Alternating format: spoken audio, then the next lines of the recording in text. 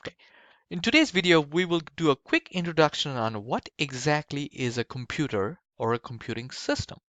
So if I ask you a question, what is a computer? What is the first thing that pops in your mind? Was it a desktop, a laptop, or a tablet, or a smartphone? If these three things popped in your mind, you're probably thinking like everybody else as to what exactly is a computer. These are computers that we see in our everyday lives. These are called general purpose computers. They're capable of doing more than one thing. So what exactly is a computer anyway? A computer is basically a device which takes an input and produces an output based on some uh, intermediary processing that is done on those inputs. I love to cook, so let's quickly take an example of what a computer is in terms of cooking, for example. So when I cook or I like to bake, uh, one of the things when you bake, one of the things you do is you sift flour. So here's a very simple computing system or processing system. My input is regular flour. I put it through a sifter, and my output is the sifted flour. So here is a simple processing system that took input of unsifted flour and produced an output of a shifted flour. Well, how is this related to a computer anyway? So let's quickly take an example of a very, very simple computer that is in almost every household in the state of Minnesota. A basic thermostat. You might have a fancier thermostat than this, but let's just consider a very simple thermostat.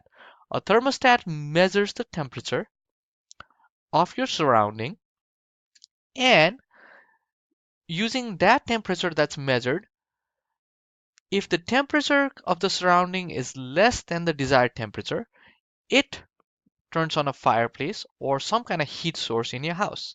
So here's a very simple computer. The input to this computer is the current temperature of your room. The output of your computer is the fireplace or your furnace or some kind of heat source that it controls. The processing logic is very simple. Is the temperature being measured less than the desired temperature? So here's an example of a very simple computer. Now computers can be a little more complicated than this. For example, computers sometimes need step-by-step instructions on what to do. Again, going back to my cooking example, sometimes when you bake, you follow a series of instructions called a recipe. It's not a single step. It is not simply as saying sift flour.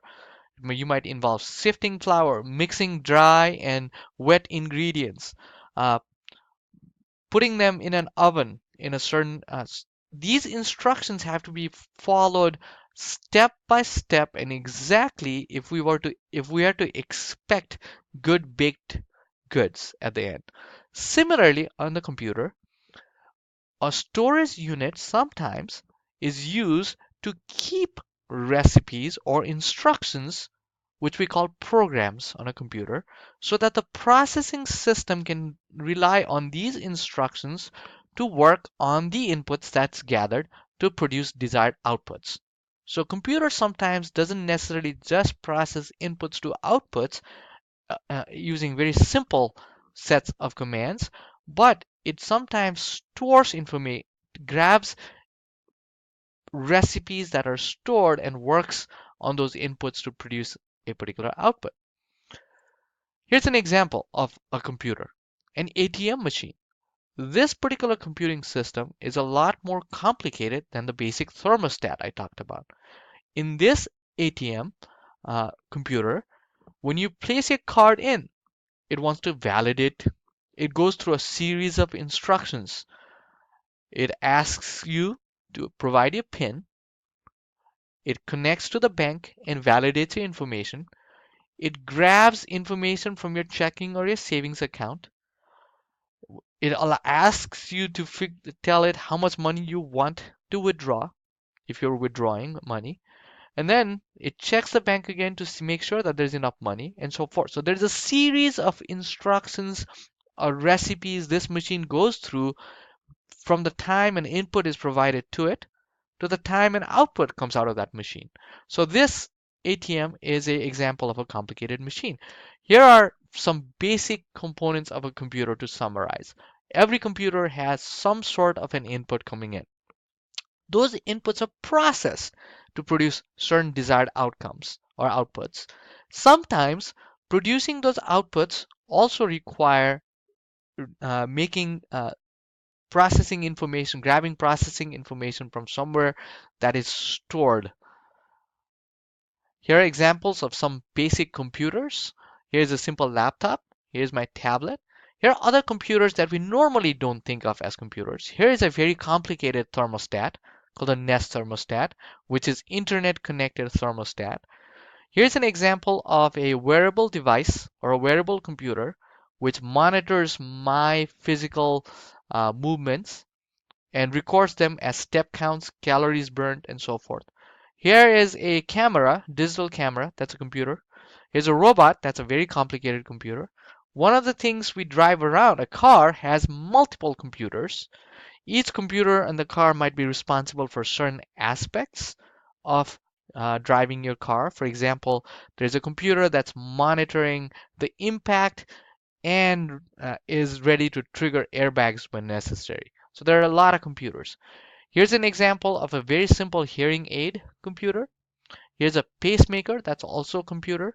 Basically, the pacemaker looks for input of a heart beating and produces a strike to the heart whenever it needs to be paced. So these are some examples of basic computing systems. So computers are no longer only laptops and desktops, but a variety of things that have inputs, outputs, and some kind of processing element in them.